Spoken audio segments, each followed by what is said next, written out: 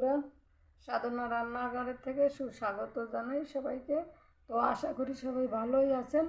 তো আজকে আমি করব ফুলকপির ভাজা। তো ফুলকপি ভাজা করার জন্য আমি এখানে এক পিস ফুলকপি নিয়েছি। তো দেখুন কেটে নিচ্ছি ফুলকপিটাকে কীভাবে আমি কাটি। ফুলকপিটাকে আমি মাঝখান দিয়ে ফালি দিয়ে নেব, নাহলে সারাইতে ভালো হবে না। তাই আমি মাঝখান দিয়ে দু টুকরো করে নিলাম। তাহলে এখন আমি ফুলটাকে আস্তে আস্তে ছাড়িয়ে নেব ছোট ছোট করে। ফুলের ওই যে ডাঁটাগুলো যে থাকে, ডাঁটার থেকে আমি ছাড়িয়ে নেব ছোট ছোট করে। এই দেখুন কত ছোট আকারে আমি নিয়েছি। এই যে একদম ফুলগুলো ছোট ছোট করে নিয়ে নিয়েছি। এই ডাঁটাটাকে ছাড়িয়ে নেব। ফুলগুলো আস্তে করে ছাড়িয়ে নেই ছোট ছোট করে। ফুলকপি তো দেখলে হবে, খরচা আছে, তো দেখলেই হবে না, শুধু করে খেতে হবে। তাইলেই শীতের টাটকা সবজির মজা বোঝা যাবে যে খেতে কত স্বাদ। এরকম ওরকম বিভিন্ন রকম করে খেলেই বোঝা যাবে কোন রান্নাটায় কোন রকম স্বাদ। তো আজকে আমি এই ফুলকপি ভাজা করে খাবো, আপনারাও খাবেন, খুব সুন্দর লাগবে। তো বন্ধুরা, শিশিরে কি ভিজে মাটি বিনা বৃষ্টিতে, তো চিঠেতে কি প্রাণ জুড়ে দেখা না হলে, তো বানিয়ে যদি খান তাইলে মনটা ভরবে আর বুঝতে পারবেন যে এটা কতটা স্বাদ লাগে খেতে। যে না বানাই খান তাহলে তো বুঝতে পারবেন না, ভালোটা দেখার ভালো, খাওয়ার ভালো হবে না।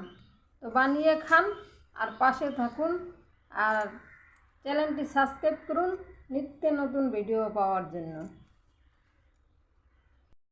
তাহলে বন্ধুরা, এখানে আমি ছোট্ট এক পিস কপি কেটে নিই, মানে ছোট না মিডিয়াম, এখনের সাইজগুলো তো একটু ছোটো, তো কেটে নিলাম, কাটা হলো। এখন এটাকে আমি 15-20 মিনিটের মতন জলে ভিজিয়ে রাখবো। কারণ এখনের কপি বলতেই, সবজি বলতেই বিভিন্ন রকমের রাসায়নিক ব্যবহার করা থাকে, তাই অনেকক্ষণ সবজিটাকে ভিজিয়ে রাখবো কেটে। তো চলুন, তাহলে আমি যে হাঁড়িতে জল বসাইছিলাম গরম জল, আর কফিটাকে এইভাবে আমি ধুয়ে রেখেছিলাম জল থেকে তুলে, এবার আমি এর ভিতরে দিয়ে দেবো, একটুখানি ভাপ দিয়ে নেব, শুধু বেশি টাইম থাকবে না, হালকা একটু টাইম থাকবে। একটু নাড়িয়ে ছাড়িয়ে দেই, সেলাইটি একটু ভাপ দেব যাতে কফির একটা গন্ধ থাকে, গন্ধটা বেরিয়ে আসে। আমার কফিটা বানানো হয়ে গেছে, এবার আমি তুলে নেব। তো আপনারা চাইলে ভাপ না দিয়েও পারবেন, তো আমি একটু ভাপিয়ে নিলাম, তুলে নেব। পুরো তুলে নিছি, এটা উনানে দিয়ে দিছি, তেল ছিল, আর একটু তেল দিয়ে দেবো কড়াইয়ের মধ্যে, গরম হোক। তো তেল গরম হয়ে গেছে, দেবো দুটো কালো জিরা আর 2-3টে কাঁচা লঙ্কা ছিঁড়ে রেখেছিলাম, তাই এবার নাড়িয়ে ছড়িয়ে দেবো। কালো জিরা ভাজা হয়ে গেছে, কফিটা আমি এর ভিতরে ঢেলে দেবো। ঢেলে দিলাম, এবার একটু মধ্যে ছেড়ে দেবো।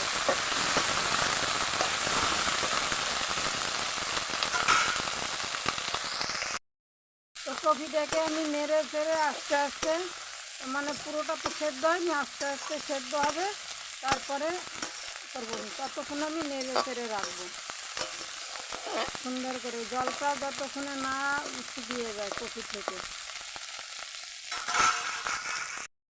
তাহলে বন্ধুরা, আমার ফুলটা কিন্তু ভাজা ভাজা হয়ে এসছে, দেখুন জলটা কিন্তু পুরো টেনে গেছে, জল আর নেই।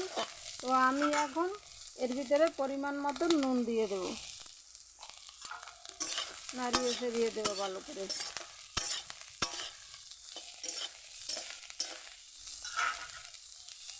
হলুদের গুঁড়ো,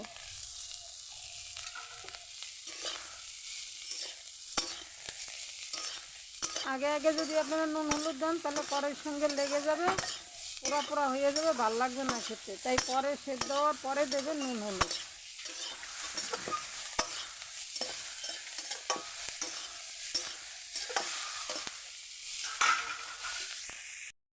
বন্ধুরা, আমার ভাজাটা কিন্তু হয়ে এসছে, সেলাইটা একটু ধনে পাতা দিয়ে দিলাম উপর দিয়ে, এবার নাড়িয়ে ছড়িয়ে নিলাম। এখন আমি নামিয়ে নেব শীতের টাটকা সবজি নিত্য নতুন সবজি কিনুন আর নিত্য নতুন রেসিপিতে রান্না করুন আর খান, শীতের আমেজ উপভোগ করুন। তো নামিয়ে নিলাম। ভিডিওটা যদি ভালো লাগে লাইক কমেন্ট শেয়ার অবশ্যই করবেন। যেমনি পাশে আছেন তেমনি পাশে থাকবেন। তো নমস্কার, আসি, দেখা হবে আগামী ভিডিওতে। Tata, bye bye.